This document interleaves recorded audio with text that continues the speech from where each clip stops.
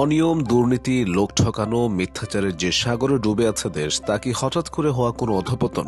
বাংলাতে প্রায় ২০০ বছর রাজত্ব করা ব্রিটিশ ইস্ট ইন্ডিয়া কোম্পানির কর্মকর্তারা আজ থেকে প্রায় ২৫০ বছর আগে বাঙালির চরিত্র সম্পর্কে যে গোপন প্রতিবেদন পাঠিয়েছিলেন, তা থেকে বলা যায় এগুলোই আসলে বাঙালির মজ্জাগত অভ্যাস।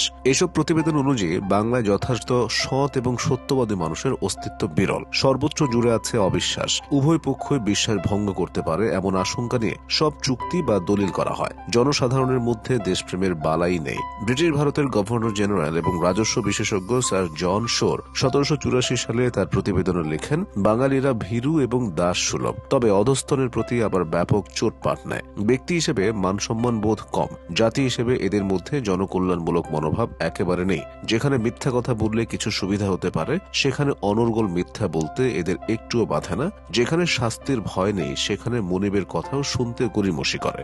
জন শোর আরো লেখেন, বাঙালি মনে করে চালাকি এবং কূটকৌশলী জ্ঞানের পরিচায়ক, লোক ঠকানো এবং ফাঁকি দেওয়াও গুণ। এর প্রায় এক দশক পর ১৭৯২ সালে ইস্ট ইন্ডিয়া কোম্পানির চেয়ারম্যান চার্লস গ্রান্ট তার ২০ বছর কাজ করার অভিজ্ঞতা থেকে লিখেন, বাঙালিদের মধ্যে সততা, সত্যবাদিতা এবং বিশ্বস্ততার বড়ই অভাব। স্বার্থ সিদ্ধির জন্য মিথ্যা বলা একটা স্বাভাবিক ব্যাপার। সাধারণ কাজেও লোক ঠকানো, ফাঁকি দেওয়া, ধোঁকা দেওয়া, চুরি করা একটা সাধারণ ঘটনা। তিনি আরো জানিয়েছিলেন, জীবনের সর্বক্ষেত্রে চলছে প্রবঞ্চনা, প্রতারণা, ফাঁকিবাজি। সেই সঙ্গে রয়েছে দীর্ঘসূত্রতা, জাল, জুয়া, চুরিও চলে নির্দ্বিধায়। চার্লস গ্র্যান্ট আরো লিখেন, অন্যের ক্ষতি করার প্রবৃত্তি বাঙালি চরিত্রের বৈশিষ্ট্য। এমন পরিবার খুব কম আছে যেখানে বিষয় সম্পত্তি নিয়ে বিরোধ নেই। এরা অশ্রাব্য গালাগাল করে মনের ঝাল মেটায়। তার ভাষায়, আইন প্রয়োগ করেও বাঙালির চরিত্রগত দুর্নীতি নির্মূল করা দুরূহ। নীতিহীন স্বার্থপরতার সমাজে ছড়িয়ে আছে ঘৃণা, বিবাদ, নিন্দাবাদ, মামলাবাজি। ২০০ বছরের বেশি সময় পরও এসব কথাকে অস্বীকার করা যাবে?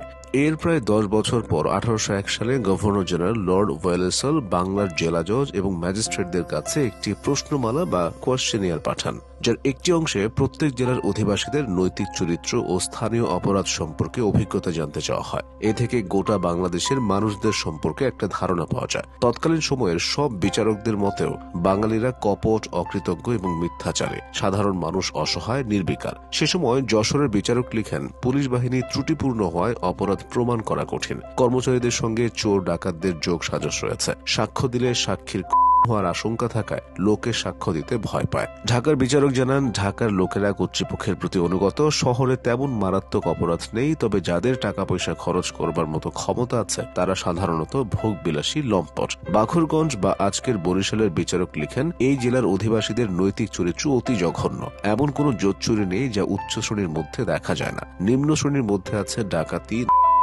শাস্তির ভয় এদেরকে সংযত করতে পারে। নীতি শিক্ষা বা আদর্শ এদের কখনোই সৎ পথে চালিত করতে পারবে না। ত্রিপুরা বা আজকের কুমিল্লার বিচারকের মতামত, এখানকার অধিবাসীদের নৈতিক চরিত্র অতি শোচনীয়। রাজশাহীর বিচারকের মতে, যুবক থেকে বৃদ্ধ প্রায় সবার মধ্যেই ছল চাতুরির প্রবণতা লক্ষ্য করা যায়। এই দোষ সংশোধন করা কঠিন। জামালপুরের বিচারক বলেছিলেন, বাল্যকালে নীতি শিক্ষার কোনো ব্যবস্থা নেই, ভোগাশক্তি সংযমের শিক্ষাও দেওয়া হয় না। এটাই অপরাধ প্রবণতার কারণ। আরেক চিঠিতে তিনি লিখেন, নৈতিক কর্তব্য সম্পর্কে এদের কোনো ধারণাই নেই। সাধারণ লোকেরা ছল চাতুরি করে চলে। এরা অলস ও ইন্দ্রিয় পরায়ণ, নৃশংস অথচ কাপুরুষ, উদ্ধত আবার হীনমন্য। রংপুরের বিচারক লিখেন, এখানকার লোকেরা বেশিরভাগে অত্যন্ত অলস, অজ্ঞ এবং কুসংস্কারাচ্ছন্ন। অনেক সময় প্রতিহিংসা পরায়ণ, স্বার্থপর, মিথ্যাচারী ও নির্লজ্জ। জালিয়াতি ও ফাঁকিবাজিকে এরা খুব বাহবার কাজ বলে মনে করে। এ কারণে পরিবারেও একে অপরকে বিশ্বাস করতে পারে না। আজও বুদ্ধিজীবী শ্রেণী, বিচারক, আইনজ্ঞ, চিকিৎসক, প্রকৌশলী, শিক্ষক বা ব্যবসায়ী সব জায়গায় একই চিত্র। যেন এক ধরনের সামঞ্জস্যহীন প্রতিযোগিতা চলছে। কে কাকে ডিঙিয়ে যেতে পারে, নিয়ম কানুনের বালাই নেই। সে সময় সমাজ হিন্দু ও মুসলিম দুই ভাগে বিভক্ত ছিল। কয়েকশো বছর শাসন করেছে মুসলিম শাসকরা। হিন্দুদের সম্পর্কে প্রতিবেদনে বলা হয়, এরা ডাহা, মিথ্যা বলতে পারে, চাকরের মতো তোষামত করতে পারে। শিক্ষা কেবল তাদের নিজ ভাষা পরিচয়ের মধ্যেই সীমাবদ্ধ। মুসলমানদের সম্পর্কে বলা হয়, তাদের শিক্ষা ব্যবস্থা কিছুটা ছিল, কিছু নীতি কথা, রাজকার্যের কিছু মূল সূত্র শিখলেও সেগুলো মেনে চলে না। সাধারণ থেকে দেওয়ান পর্যন্ত সবার কাজ হলো কথা গোপন করা, অন্যকে ফাঁকি দেওয়া। ব্রিটিশ সিভিল সার্ভিসের কর্মকর্তাদের সেই প্রতিবেদনগুলো তৈরি করা হয়েছিল প্রশাসন এবং বিচার ব্যবস্থা পরিচালনার স্বার্থে। কর্মকর্তা কর্মচারীদের যাতে মানুষকে বুঝে শুনে কাজ করতে পারেন। বাঙালিকে অপমান করার উদ্দেশ্য তাদের ছিল না। এসব প্রতিবেদন তাই তারাও প্রচারও করেনি। আবার বিভিন্ন যুগে পর্যটক, সমাজতাত্ত্বিক এবং রাজনীতিবিদরা নানাভাবে বাঙালির চরিত্র বর্ণনা করেছেন। এসব বিশ্লেষণে রয়েছে পরস্পর বিরোধী দৃষ্টিভঙ্গি। কেউ বলেছেন বাঙালি চিন্তাশীল, বিপ্লবী, কারো মতে বাঙালি কল্পনা বিলাসী, বাস্তব বিমুখে, অলস, কারো কারো ধারণা বাঙালি কলহপ্রিয়, আত্মকেন্দ্রিক। তবে ব্রিটিশ আমলের সেই প্রতিবেদনগুলো ছিল অনেক বেশি তৃণমূল সম্পৃক্ত, ভাবাবেগের চেয়েও যেখানে নির্মোহ চিত্র ছিল বেশি। তবে এসব প্রতিবেদন একবারে তৈরি হয়নি। একটি নির্দিষ্ট সময় পরপর বাঙালিদের বিষয়ে জানতে চেয়েছে কোম্পানি, আর কর্মীরা তা জানিয়েছেন।